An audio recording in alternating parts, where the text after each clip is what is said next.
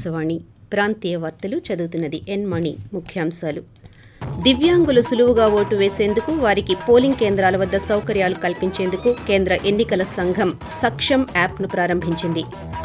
క్షయవ్యాధి నిర్మూలనే లక్ష్యంగా రాష్ట్రంలో అనేక కార్యక్రమాలు చేపడుతున్నట్టు రాష్ట్ర టీబీ నివారణ అధికారి డాక్టర్ టి. రమేష్ తెలిపారు.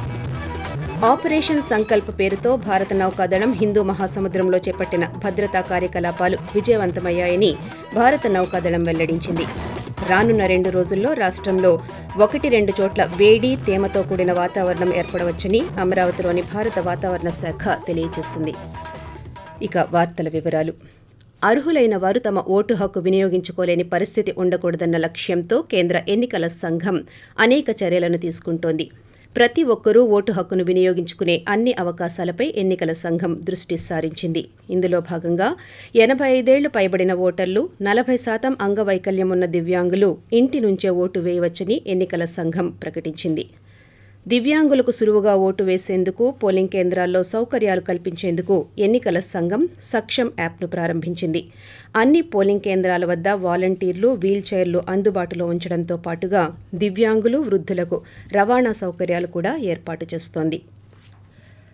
క్షయవ్యాధిని 2025 సంవత్సరం నాటికి పూర్తిగా నిర్మూలించడమే లక్ష్యమని రాష్ట్ర టీబీ నివారణ అధికారి డాక్టర్ టి. రమేష్ తెలిపారు.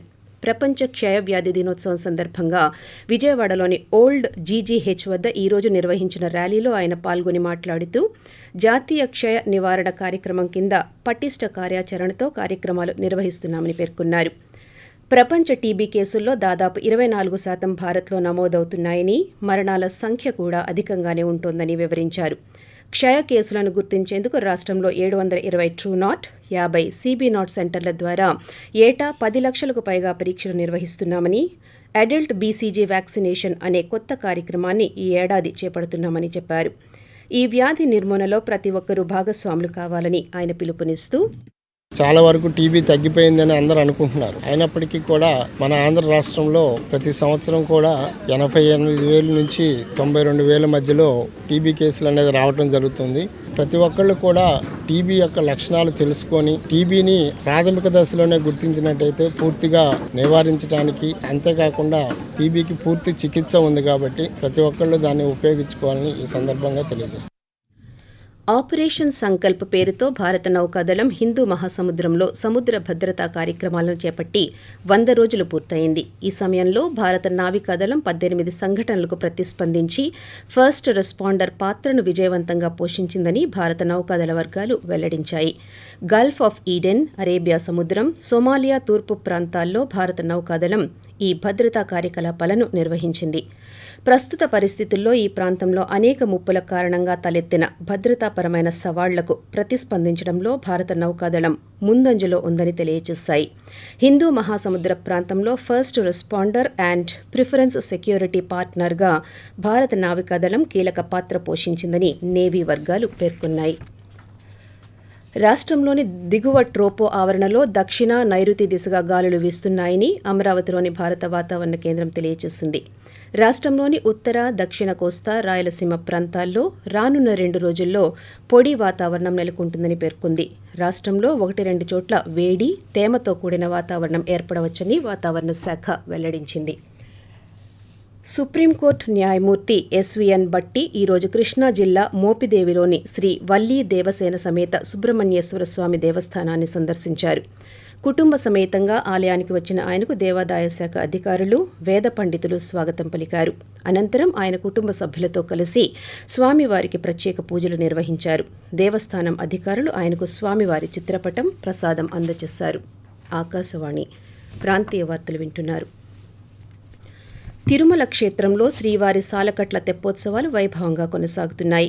4వ రోజైన ఈరోజు శ్రీదేవి, భూదేవి సమేత శ్రీ మలయప్ప స్వామివారు తెప్పపై భక్తులకు దర్శనమిచ్చారు. ఈ కార్యక్రమానికి ముందుగా స్వామి, అమ్మవారి ఉత్సవమూర్తులను శ్రీవారి ఆలయ 4 మాడ వీధుల్లో ఊరేగించి శ్రీవారి పుష్కరిణి వద్దకు తీసుకొచ్చారు.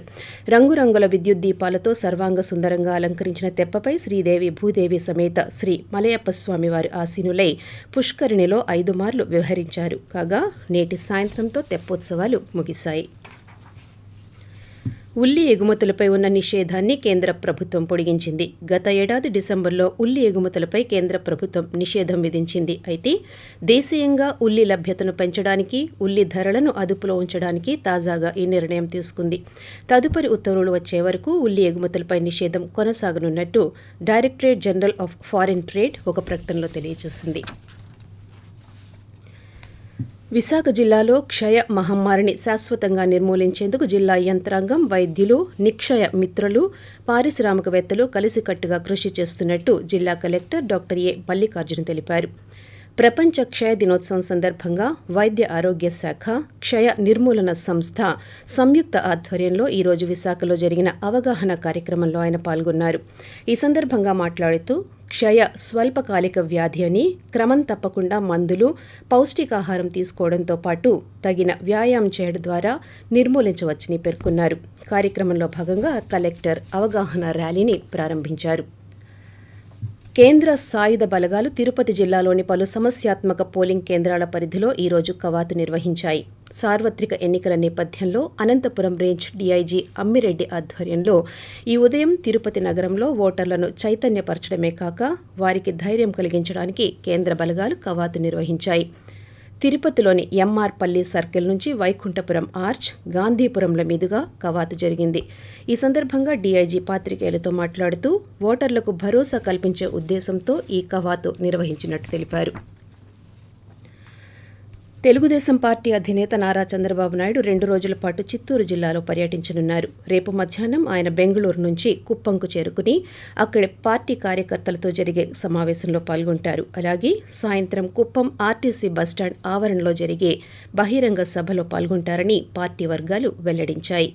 2 రోజుల పర్యటన అనంతరం ఆయన బెంగళూరు చేరుకుని అక్కడి నుండి విజయవాడకు తిరుగు ప్రయాణమవుతాయని పేర్కొన్నాయి.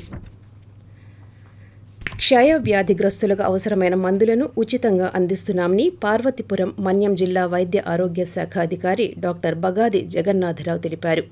ప్రపంచ క్షయ వ్యాధి దినోత్సవాలలో భాగంగా పార్వతీపురంలో ఈరోజు జరిగిన కార్యక్రమంలో ఆయన పాల్గొన్నారు. ఈ సందర్భంగా మాట్లాడుతూ జిల్లాను క్షయ వ్యాధి రహిత జిల్లాగా చేయడమే లక్ష్యంగా పనిచేస్తున్నామన్నారు. ఈ వ్యాధిగ్రస్తులకు 6 నెలలకు సరిపడే మందులను ఉచితంగా అందిస్తున్నామని, దీర్ఘకాలం ఉండే మొండి క్షయకు ప్రభుత్వం 21 నెలల పాటు 2 లక్షల రూపాయల విలువైన మందులను ఉచితంగా అందజేస్తోందని వివరించారు.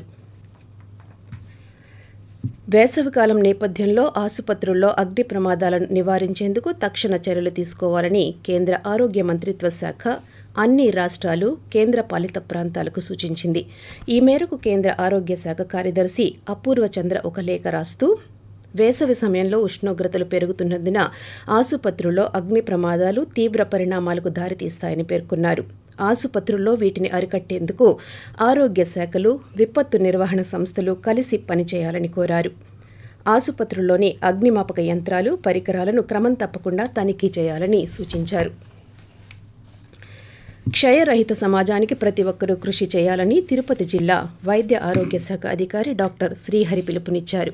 ప్రపంచ క్షయ నివారణ దినోత్సవాన్ని పురస్కరించుకుని తిరుపతి జిల్లా వైద్య ఆరోగ్య శాఖ ఆధ్వర్యంలో ఈరోజు తిరుపతిలోని రుయా ఆసుపత్రి నుంచి అవగాహన ర్యాలీని ఆయన ప్రారంభించారు.